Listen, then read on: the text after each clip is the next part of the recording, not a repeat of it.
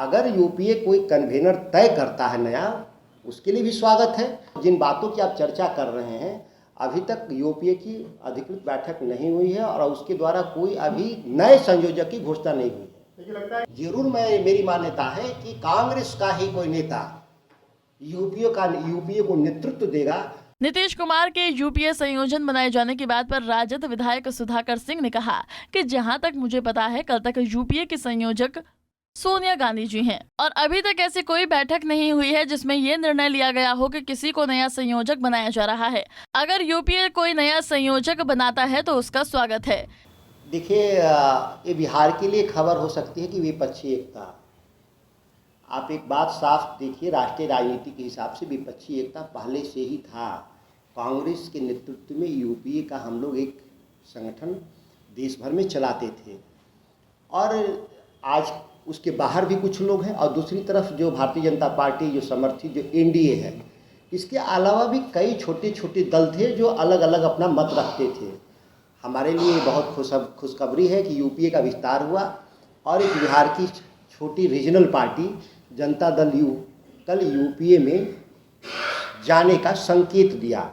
अधिकृत बयान के तौर पे अगर हम देखें कि यूपीए का हिस्सा हो गया, यह थोड़ा जल्दीबाजी इसलिए मैं मानता हूं कि मीडिया के द्वारा अधिकृत रूप से या किसी पार्टी के द्वारा नहीं कहा गया।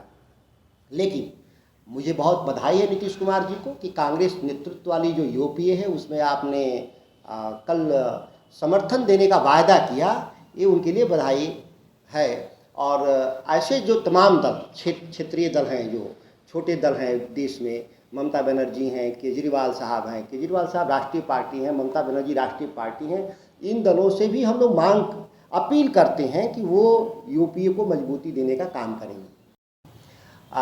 जहाँ तक मैं कल तक देखा हूँ, वो यूपीए के जो कन्वीनर हैं सोनिया गांधी हैं अभी तक, और यूपीए की कोई बैठक अभी नहीं हुई है जिससे ये संकेत मिले कि कोई दूसरा कन्वीनर बनने जा रहा है। अगर यूपीए कोई कन्वीनर तय करता है नया, उसके लिए भी स्वागत है, क्योंकि राष्ट्रीय स्तर के मसले तो राष्ट्रीय स्तर पर सुलझाए जाएंगे।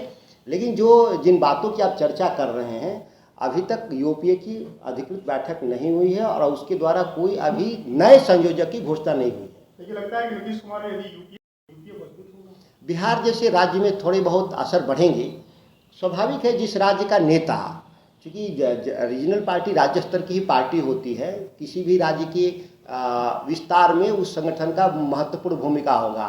तो ये एक ऐसा काल्पनिक सवाल है जिससे क्या फ़ायदा होगा और क्या नुकसान होगा।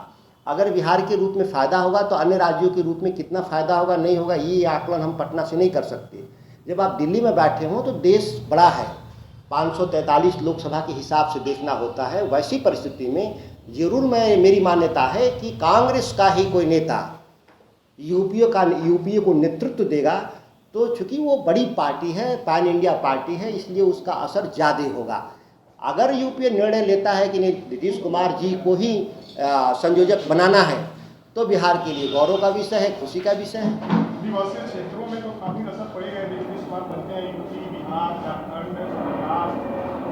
ये बात मैंने कहा काल्पनिक बात है कि क्या असर पड़ेगा राज्य के बाहर। इसलिए मैं कहता हूँ कि एक बहुत छोटी पार्टी है, एक राज्य स्तरीय बहुत छोटी पार्टी है, और उसके आधार पे मैं ये नहीं कह सकता कि बहुत असर होगा देश की राजनीति पर। और उसके बहुत सारे जो संगठन हैं देश के, जो अन्य राज्यों में, वो कितना मदद करेंगे।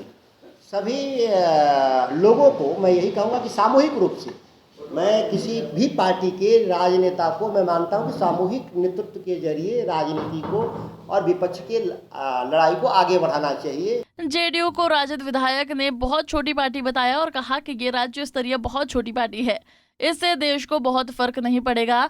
मैं सभी नेताओं को कहूंगा कि मिलजुल कर विपक्ष की लड़ाई को आगे बढ़ाना चाहिए। पटना से अभिषेक कुमार, पंजाब केसरी टीवी।